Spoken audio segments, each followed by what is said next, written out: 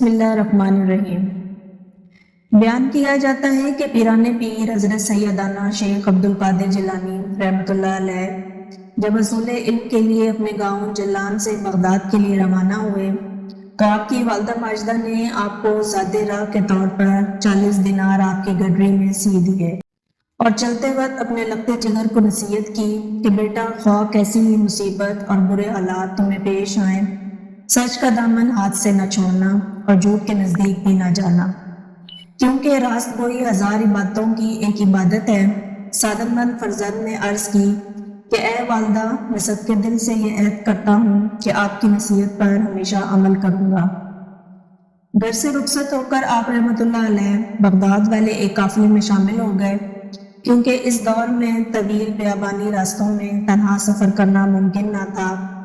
اثناء سفر میں ہمدان سے کچھ آگے قذاقوں کے ایک جتھے نے قافلے پر چھاپا مارا اور اہل قافلہ کا سب مال و اسباب لوٹ کر تقسیم کے لیے ایک جگہ جمع کر دیا۔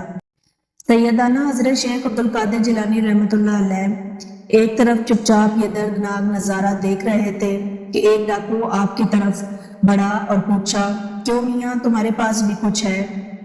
آپ نے فرمایا، ہاں میرے پاس 40 دینار ہیں۔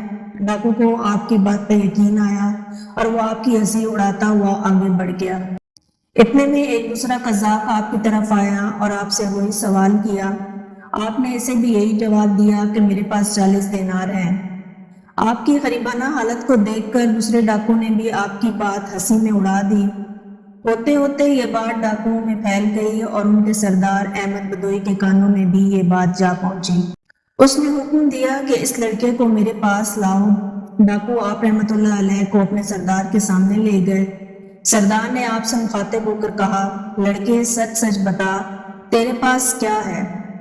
حضرت نے بلا خوف اس بات کا جواب دیا، میں پہلے بھی تیرے دوست ساتھیوں کو یہ بتا چکا ہوں کہ میرے پاس 40 دینار ہیں۔ اس نے پوچھا، اچھا کہاں ہیں؟ حضرت نے فرمایا، میری بغل کے نیچے گڈری میں سلے ہوئے ہیں۔ سردار نے ایک ڈاکو کو حکم دیا کہ اس لڑکے کی تلاشی لو۔ چنانچہ اس نے آپ کی گڈری ادھیڑ کر رکھ دی اور دیکھا تو اس میں واقعی 40 دینار نکل آئے۔ احمد بدوئی اور اس کے قذاق یہ دیکھ کر بہت حیران ہوئے۔ احمد بدوئی نے حیرانگی کے عالم میں حضرت سے پوچھا کہ لڑکے، تمہیں معلوم ہے کہ ہم قذاق ہیں اور مسافروں کا سامان لوٹ لیتے ہیں، پھر بھی تم نے ان دیناروں کا بید ہم پر ظاہر کر دیا، حالانکہ یہ رقم اس قدر محفوظ تھی کہ کسی کو اس کا وہم و گمان بھی گزر نہیں سکتا تھا۔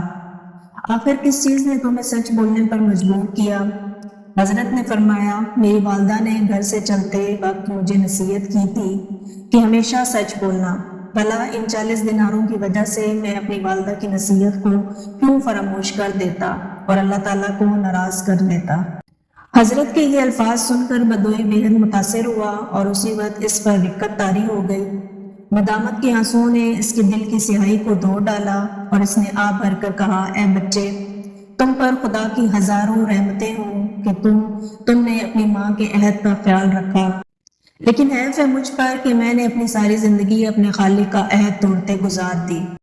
اے بچے، تم نے مجھے ہدایت کی راہ دکھا دی ہے، اب میں رہتی زندگی تک کبھی کسی کو تکلیف نہیں پہنچاؤں گا۔ یہ کہہ کر وہ حضرت کے قدموں پر گر پڑا اور رہزنی کے پیشے سے تائب ہو گیا۔